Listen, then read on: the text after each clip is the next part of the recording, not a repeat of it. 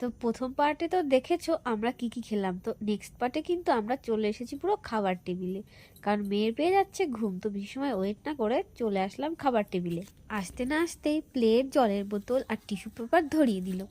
তো ওয়েট করছি কখন খাবারগুলো দিয়ে যাবে, কারণ খিদে মোটামুটি পেয়ে গিয়েছে।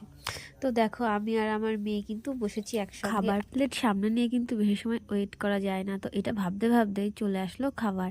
তো প্রথমেই দিয়েছিল ভেটকি মাছের জালি কাবাব আর সঙ্গে কাসুন্দির স্যালাড, তারপরে দিল প্লেন রাইস আর ভেজ ডাল।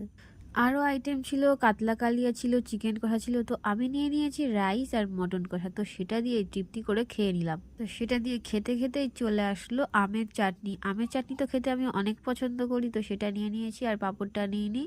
তো রসগোল্লাটাও খাইনি, শুধু সন্দেশ খেলাম। একদম শেষে দিল পান আর আইসক্রিম। তো এটা ছিল আমার ফেভারিট আইটেম। তো এখানে শেষ করছি ভিডিওটা। সবাই ভালো থেকো, সুস্থ থাকো আর ভিডিওগুলো